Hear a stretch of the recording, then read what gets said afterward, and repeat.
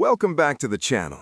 Today we are traveling back over 3 million years to explore the lives of the Australopithecines, the diverse group of hominins that paved the way for modern humans.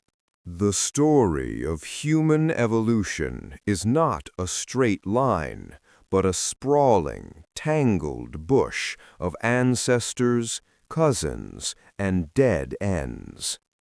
Long before modern humans walked the earth, a diverse group of hominins, known as the Australopithecines, claimed the African landscape. Dominating the scene for over 2 million years, these creatures were the bridge between the ancient apes of the forest and the tool-making humans of the open plains. They walked on 2 legs, yet they still slept in the trees. To understand them, we must travel back to the Pliocene epoch, a time of dramatic climate change. Africa was drying out, and the lush rainforests were retreating, leaving behind a patchwork of woodlands and grasslands. In this changing world, one species rose to fame in our modern history books, Australopithecus afarensis. Best known by the fossil specimen named Lucy, she revolutionized our understanding of our origins.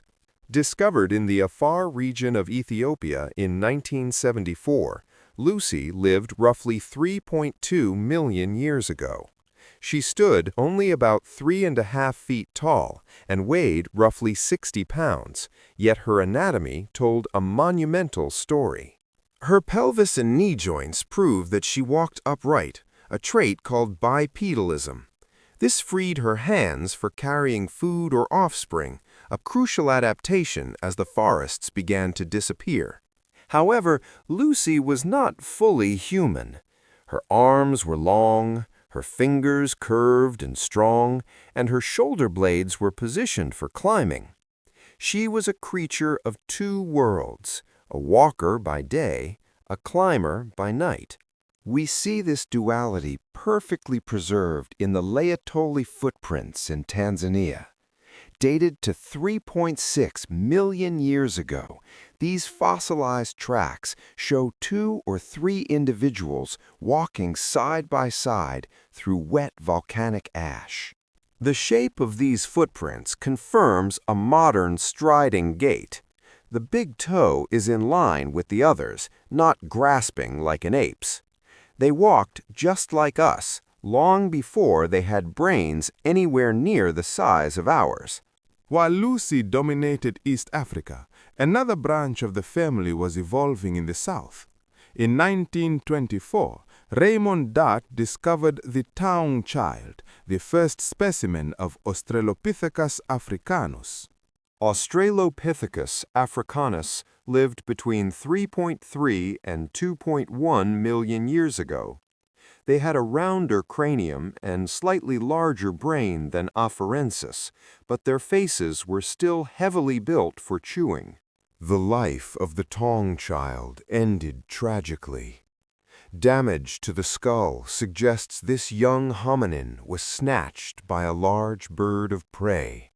A reminder that our ancestors were often the hunted, not the hunters. Moving forward in time, we encounter a controversial and fascinating species, Australopithecus sediba. Discovered in Malapa Cave, South Africa, these fossils date to around 1.98 million years ago. Sediba is a mosaic of features.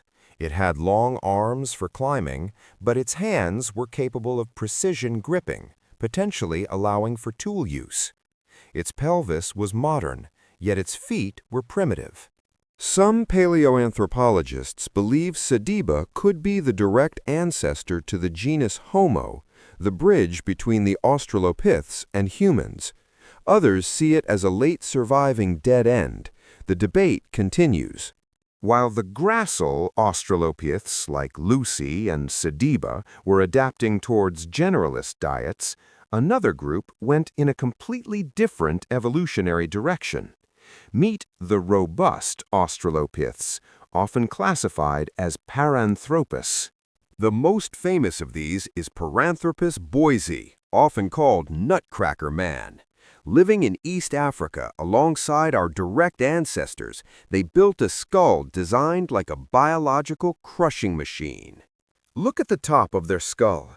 That ridge of bone is a sagittal crest. It served as an anchor for massive temporalis muscles that powered their lower jaw, allowing them to grind through tough sedges, nuts, and fibrous plants. In South Africa, their cousin, Paranthropus robustus, occupied a similar niche. They were the specialized eaters of the hominin world. While others adapted to variety, Paranthropus doubled down on processing hard, low-quality foods. This specialization was their superpower, but arguably it became their downfall. When the climate shifted again and their specific food sources dwindled, they couldn't adapt fast enough. But let's look at their daily lives. Australopithecines were social creatures, likely living in groups for protection. They would have groomed each other, shared food, and cared for their young. Predation was a constant nightmare. Leopards, saber-toothed cats, and hyenas prowled the landscape. The caves where we find their fossils today were often the dining rooms of these carnivores. Did they use tools? For a long time, we thought only humans did, but evidence suggests Australopithecus gari and perhaps even Lucy's kin used stone tools to scavenge meat from carcasses. They weren't hunting big game yet, but they were opportunistic scroungers. Scavenging provided the high-energy protein and fat needed to fuel a slowly growing brain. Sexual dimorphism in species like A. afarensis was high. Males were much larger than females, similar to modern gorillas. This suggests a social structure that may have been dominated by intense male competition. For over 2 million years, these species thrived. They weren't just steps on a ladder. They were successful, well-adapted animals that ruled the African woodlands. But around 2 million years ago, a new player entered the game, Homo habilis and later Homo erectus. With larger brains and better tools, our genus began to outcompete the Australopiths. Concluding and reflective, summarizing the timeline, the robust Paranthropus coexisted with early humans for 1 million years, but eventually they vanished. The gracile Australopithecines had likely already evolved into us or faded away into extinction. Today, we carry their legacy in our bones. Our knees, our hips, and our spines are modifications of the blueprint laid down by Lucy and her kin. The Australopithecines were the pioneers of the upright walk. They left the trees, stood up, and took the first tentative steps on the long road that would eventually lead to us. Yet even these fossils tell only fragments of the story. For every skull discovered, countless others were lost to erosion, buried beyond reach, or ground into dust by time. Our understanding of the dawn of humanity is built not just on what we have found, but on what we have not. Evolution does not move with intention. It does not plan. It does not foresee intelligence, art, or civilization. It experiments blindly, generation after generation, testing bodies against climate, teeth against diet, limbs against gravity. For millions of years, our ancestors survived ice ages, droughts, predators, and competition, not because they were destined to triumph, but because they adapted just enough. Survival was never guaranteed. It was negotiated. And somewhere in those fragile negotiations, a lineage endured. A lineage that would one day ask questions about its own beginnings, a species capable of looking at ancient bones and seeing itself. The story of Sahelanthropus, Auroran, and Ardipithecus is not just about where we came from. It is a reminder that our origins were humble, uncertain and improbable. We did not begin as conquerors of the planet.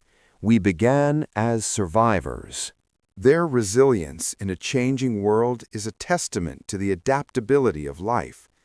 Without their struggle and survival, our species would simply not exist today. If you found this deep dive into our ancestry fascinating, please hit the like button and subscribe for more prehistoric mysteries. I'll see you in the next video.